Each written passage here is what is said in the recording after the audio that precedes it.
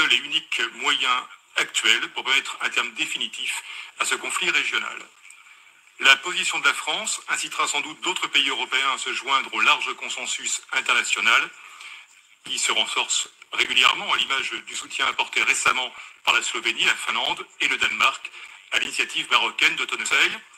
Contesté aussi puisque par exemple le Parlement européen vient de refuser la demande émanant de soutien du Polisario de débattre du sujet. Contrairement donc à ce qui est parfois affirmé et que nous avons pu entendre, force est de constater que l'évolution des États membres de l'Union européenne et celle des représentants de leurs citoyens vont dans le sens d'une approche de plus en plus critique des pseudo-arguments invoqués par le Polisario. Madame la Présidente, loin des ambiguïtés de la Cour de justice, les deux anciennes puissances coloniales, la France et l'Espagne, qui connaissent l'histoire du territoire, reconnaissent aujourd'hui la marocanité du Sahara, tandis qu'un grand nombre de pays arabes, européens, africains et asiatiques s'inscrivent dans cette dynamique. Rappelons pour conclure les fondamentaux. Le dossier du Sahara est exclusivement géré par le Conseil de sécurité, dont les résolutions appellent depuis 2007 à une solution politique fondée sur le compromis et le réalisme et soulignent l'intérêt majeur de l'initiative marocaine d'autonomie. Je vous remercie. قال لك لا فرنسا سيدي الصحراء مغربية والمستقبل ديال المغرب والعلاقة الفرنسية مكتوبة بالصحراء مغربية، وأن اللي كانوا محتلين القدماء ديال الصحراء فرنسا واسبانيول كيعترفوا بالصحراء مغربية، وجميع الدول الأوروبية كتعترف بالصحراء مغربية وتزاد عليهم لا فنلندا والدنمارك ولا سلوفيني وكاع الدول العربية.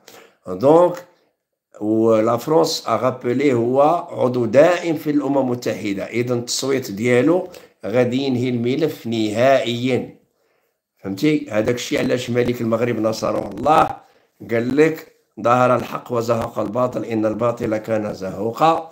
وقال نحن نشكر فخامه رئيس الفرنسي السيد ماكرون الذي وافق على الاعتراف بالصحراء المغربيه. الخريانو خسرتوا فلوسكم على باطل، لا فرنسا فوزا لاشي مشيتوا فيها.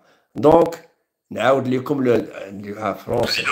Mesdames et messieurs les délégués, la récente décision de la France sur la souveraineté du Maroc sur son Sahara est à la fois conforme au droit international et respecte les principes de souveraineté nationale et l'intégrité territoriale consacrés par la Charte des Nations Unies. Comme la décision américaine de 2020 consacrant la marocanité du Sahara, la décision française émane d'un État membre du G7, membre permanent du Conseil de sécurité, qui a appuyé l'initiative marocaine d'autonomie dès qu'elle a été présentée à ce Conseil en 2007.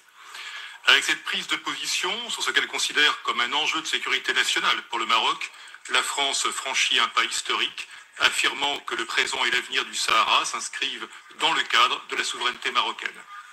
Par ailleurs, évoluant également en qualifiant l'initiative marocaine d'autonomie de seul cadre pour résoudre la question du Sahara marocain, la France rejoint les nombreux soutiens de la marocanité du Sahara qui voient dans cette initiative effectivement la seule et unique moyen actuel pour mettre un terme définitif à ce conflit régional.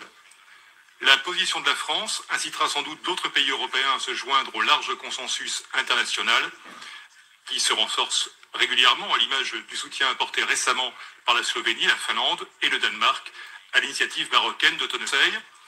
Contesté aussi puisque par exemple le Parlement européen vient de refuser la demande émanant de soutien du Polisario de débattre du sujet.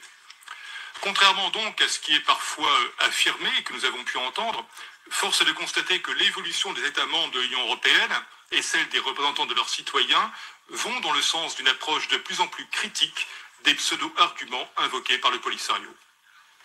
Madame la Présidente, loin des ambiguïtés de la Cour de justice, les deux anciennes puissances coloniales, la France et l'Espagne, qui connaissent l'histoire du territoire, reconnaissent aujourd'hui la marocanité du Sahara, tandis qu'un grand nombre de pays arabes, européens, africains et asiatiques s'inscrivent dans cette dynamique. Rappelons pour conclure les fondamentaux. Le dossier du Sahara est exclusivement géré par le Conseil de sécurité, dont les résolutions appellent depuis 2007 à une solution politique fondée sur le compromis et le réalisme et soulignent l'intérêt majeur de l'initiative marocaine d'autonomie. Je vous remercie.